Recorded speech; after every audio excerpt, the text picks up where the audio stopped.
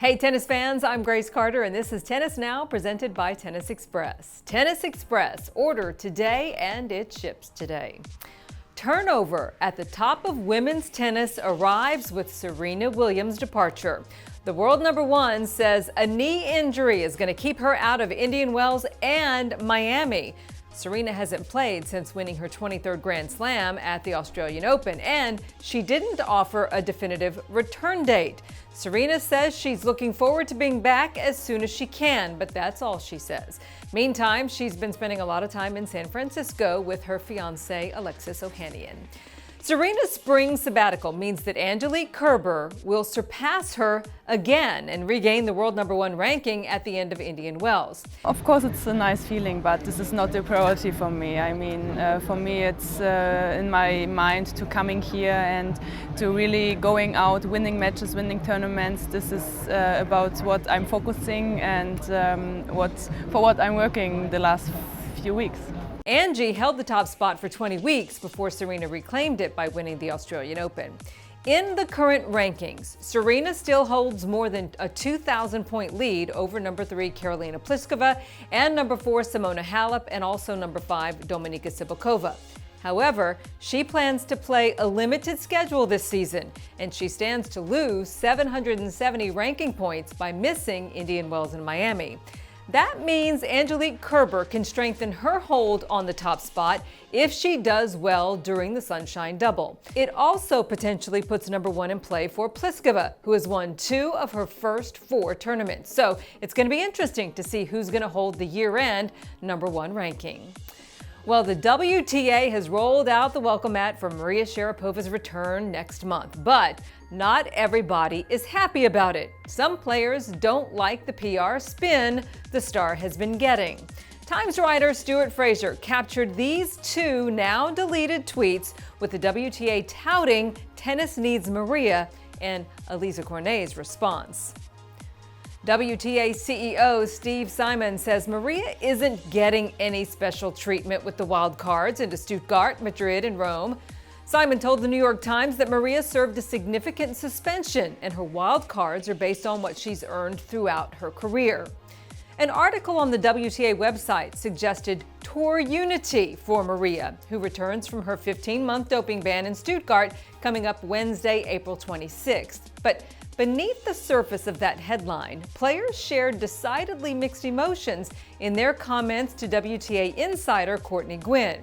While many women said Sharapova's comeback will generate positive buzz for the WTA, several said they have reservations about the wild cards at the expense of colleagues who haven't committed doping violations. Angelique Kerber called Sharapova's Stuttgart return weird. Stuttgart's title sponsor Porsche also sponsors both Maria and Angie, so her comments may be a bit revealing. Garbiñe Muguruza called Sharapova's return good news for fans, good news for the sponsors, but she says she has no clue as to how her colleagues on the tour will treat Maria. World number 3 Karolina Pliskova said that tennis needs Sharapova's drawing power and believes her return will be good for the business side of the game. But as for the wild cards, Karolina says she'll keep her opinions to herself. Simona Halep, meantime, says that she agrees with Andy Murray. She opposes giving wild cards to Sharapova or any player who's returning from a doping ban. However, Simona also said that she understands why the tournaments do it. By the way, Roland Garros and Wimbledon have not yet announced 2017 wildcards. Meantime, Maria's been working out pretty hard getting ready for her return. Makes you wonder if the 15-month ban will actually benefit Maria. Think about it. She's got a lot of time to recover from her injuries and get her body really strong.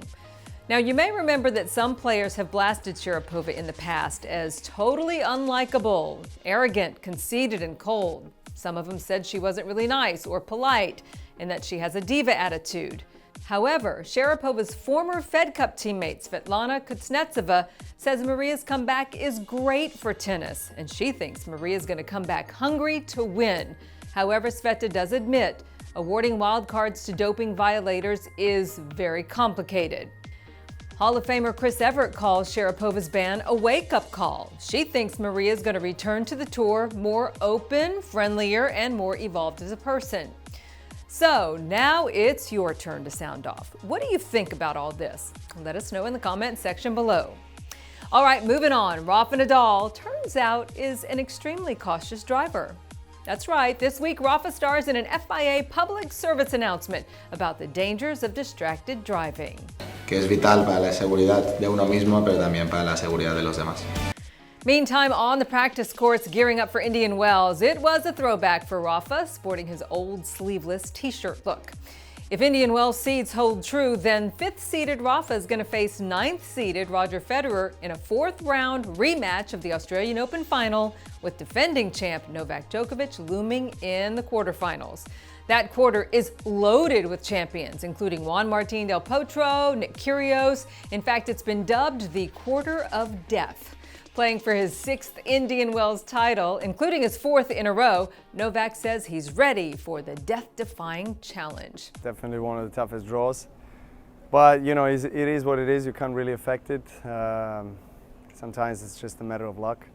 But again, you have to accept it, you have to deal with it, and, you know, obviously I try to focus all my attention on my level of my game and my performance, and then hopefully I'll be able to go far.